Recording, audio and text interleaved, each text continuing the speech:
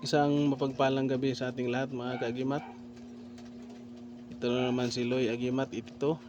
May papakita na naman sa inyo mga kaagimat na aking mga tinatagong mga kakaibang mutya mga kaagimat.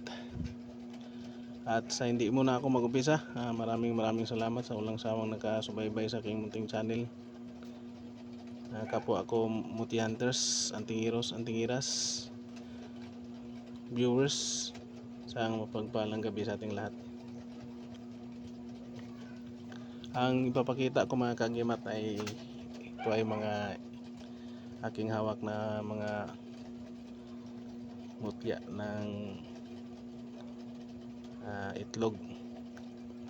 Mutya ng itlog ng ibon at mutya itlog ng tandang o sa Bisaya pasunoy. Isa-isahin ko mga kaagimat yung kung anong gamit ito mga kaagimat. Unang-una yung pakita natin yung itlog ng ibon mga kaagimat, yan yung tunay na itlog ng ibon mga kaagimat yan. Itlog ng ibon yan mga kaagimat. Yan. Ito ay hindi sana ipapakita pero pinapatunayan ko sa inyo mga kaagimat na mayroong mga ganitong klaseng mga mutya mga kaagimat. At yan ay tunay mga kaagimat. Mamaya natin kung bato yan o hindi. At ito mga kaagimat, nakuha ko sa baliti mga kaagimat. Itlog mga kaagimat yan. Itlog din ito ng ibon mga kaagimat na nagiging bato din mga kaagimat. Yan mga kaagimat.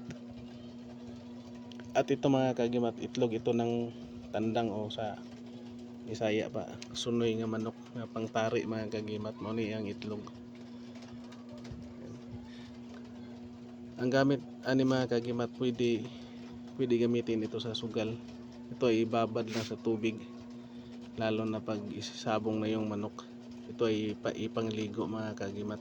Kasi yung dati yung biyanan ko mga kaagimat, isang sabungiro. At yung din, gapper. Ito yung ginagamit nila, yung maganda daw yung makakuha ka ng itlog ng tandang o sunoy pang panabong na manok. Makakuha ka daw ng itlog ng maliit. Yan ay gagamitin para pangligo sa manok. Yan ay napagagandang gamit para sa lalo na yung sabong mga kaagimat. Ito gamit na para sa sugal na sabong mga kaagimat. Pero ito yung lang laman mga kaagimat, magaan siya mga kaagimat. Pero ito ay matagal na sa akin, mga 3 years na sobra. Yan, tinatago ko lang mga kaagimat kasi may panahon din na magagamit natin. Yan. Pero yan, pagbasagin may mabasag yan kasi yan tumatayo siya mga kaagimat. Yan natin, pag tumatayo siya mas maganda. Yan mga kaagimat. Yan tumatayo, pilit siyang tumatayo. Yan.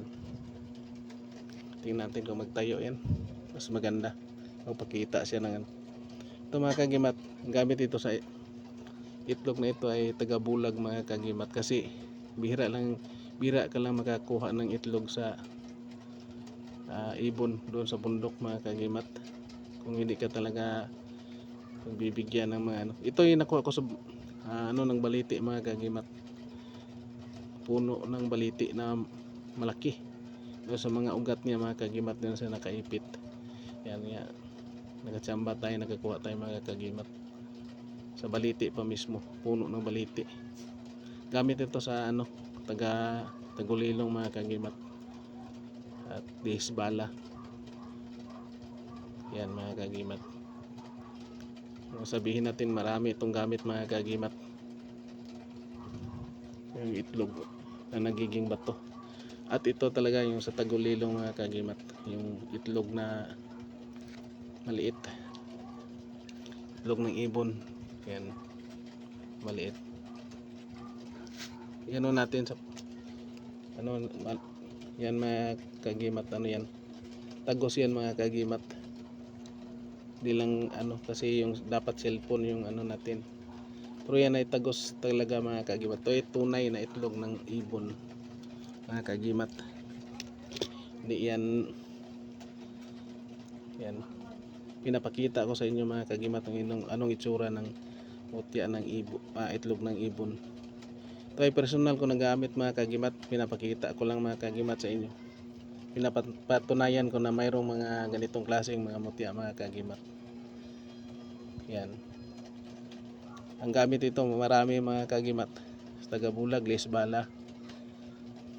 Yan mga kagimat. At sasabihin natin na pwede din ito sa Tagulilong mga kagimat. Yan na itlog talaga yan mga kagimat ng ibon na maliit. Yan. At kayo na maghusga mga kagimat. Ito lahat ay pwede gamit sa pwede din gagamitin pangligo sa yung sinasabi nilang kuwan, pero hindi ko ito gagamitin sa sugal mga kagimat. Sa totoo lang. Itong dalawa na ito. Kasi bihira lang talaga makakuha. Ito pwede ito. Kasi ito itlog ng tandang. Pwede pang ligo yan. Pero itong dalawa, ito sa mga personal ko ito mga kagimat. Pinapakita ko lang sa inyo yung mga magagaling mag-aura dyan. Na mga mutya hunters. Ito aurahan nyo.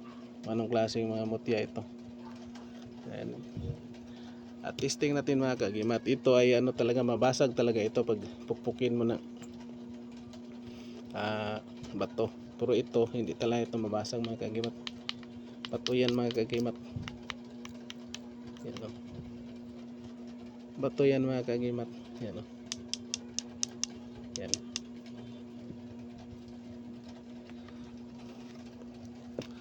At yan lang muna ipapakita ko sa inyong lahat mga kagimat. Please like, share, comment, and subscribe kung nagustuhan yung video na ito.